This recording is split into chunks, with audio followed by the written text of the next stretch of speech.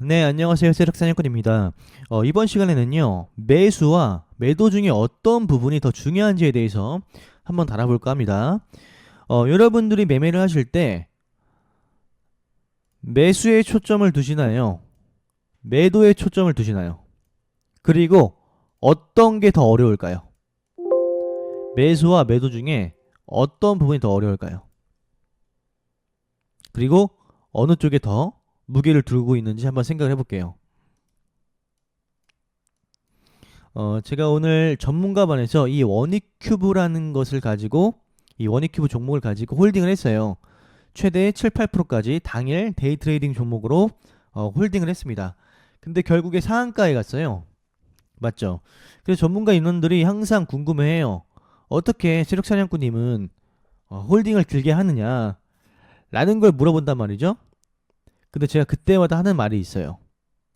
매수가 예술이어야 매수가 예술이어야 매도가 예술이 된다.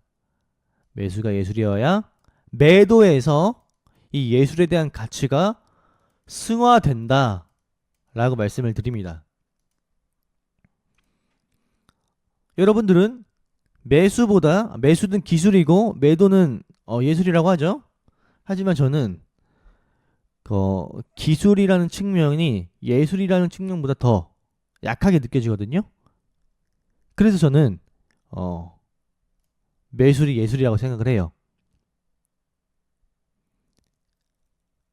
매수가 예술이라고 생각을 합니다.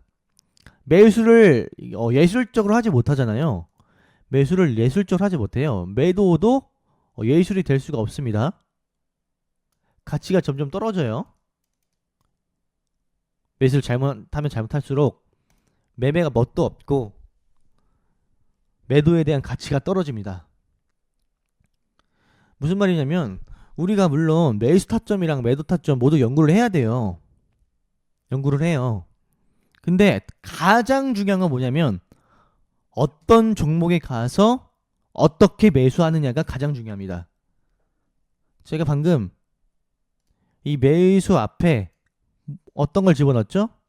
어떤 종목, 어떤 종목, 어떤 종목에서 어떻게 매수하느냐가 중요하다라고 했었죠. 절대로 매수를 잘 못한다면 매도도 예술적으로 될 수가 없습니다. 왜 제가 항상 데이 트레이딩에서 4%, 5%, 길게 10%, 15% 이상 홀딩을 할 수 있겠습니까? 어떤 종목에서 어떻게 매수하냐가 중요하기 때문에 저는 이 부분에 대해서 어느 정도 공부가 되어 있기 때문에 매도도 뭔가 크게 먹는 것처럼 느껴지게 보이는 겁니다. 여러분들이 확실히 큰 그림을 보셔야 돼요. 큰 그림. 이 큰 그림을 보지 않고 항상 나무만 보고 있다면 플러스 마이너스 1, 2%에 너무 흔들리게 될 겁니다. 여러분들이 매매를 하시면서 매매를 했어요. 여기서. 근데 좀 올라가다 떨어져요. 이러면 이제 흔들려요. 이러면 흔들려요. 제가 오늘 오히려 떨어질 때 여기서 산 거에 3배 정도의 물량을 더 샀거든요. 이 큰 그림을 아니까 오늘 못해도 뭐 25%, 24% 이렇게 갈 것 같다라는 어떤 예감이 있으니까. 근데 그런 데이터는 어디서 만들어요? 큰 그림에서. 오늘 단위 급등만 아니고 이 분봉만 보는 게 아니고 초봉만 보는 게 아니고 주봉만 보는 게 아니고 전체적인 걸 동시에 보기 때문에 오늘 급등하겠다라는 것을 어느 정도 맞춘 겁니다.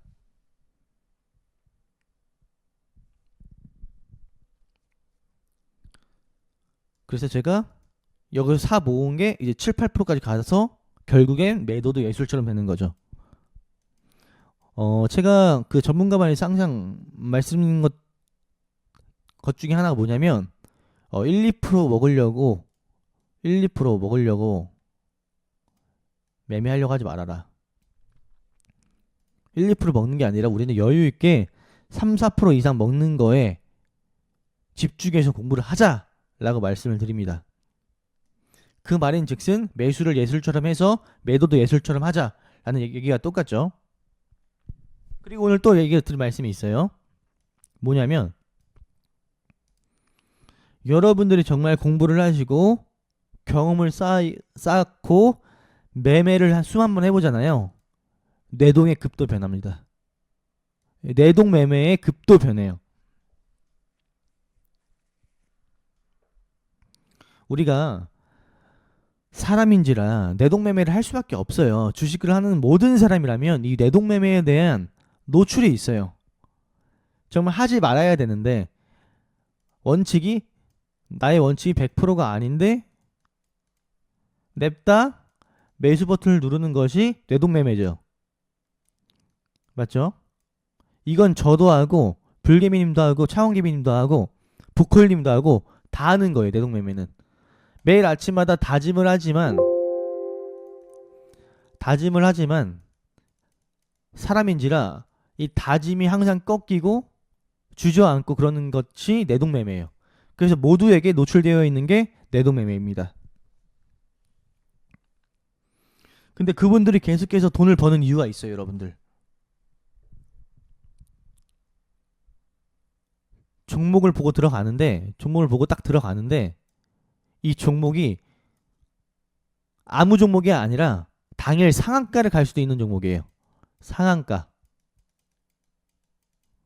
보통 종목이 아니라 상한가를 갈 수 있는 종목에서 뇌동매매를 해요.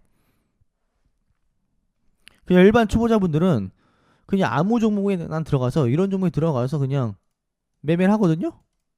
이런 종목에 들어가서 뭔가 매매하기 어려운 종목에 가서 뭐가 있을까요?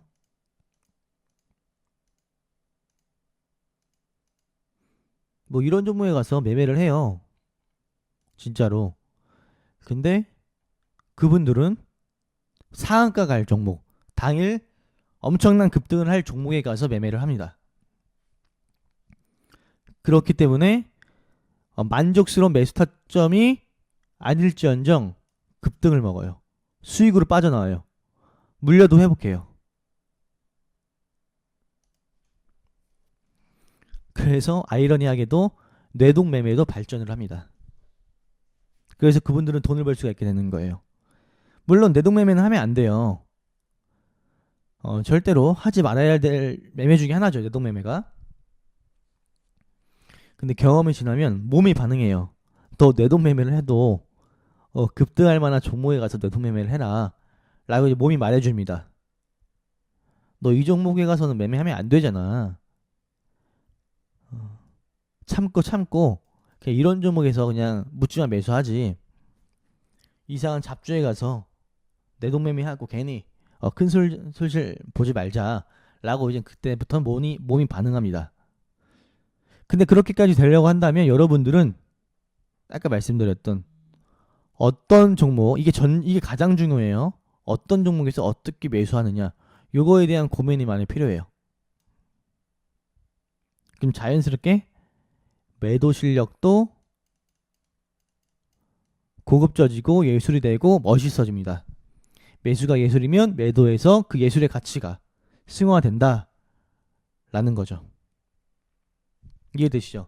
그래서 여러분들이 너무 단편적으로만 보는 기법, 그리고 예를 들어서 데이 트레이딩에서는 너무 분봉만 보는 매매, 초봉만 보는 매매, 스윙에서는 단 이 며칠만 보는 매매, 요거에만 치중하지 말고요. 큰 그림 볼 줄 아는 그런 트레이더가 되셨으면 좋겠습니다. 아시겠죠? 네, 저는 매수에 어떤 종목에서 어떻게 매수하는지 요거에 초점을 맞춰서 매매를 합니다. 여러분들도 그렇게 되길 기도하겠습니다. 그럼 성투하세요. 영상은 마치도록 하겠습니다.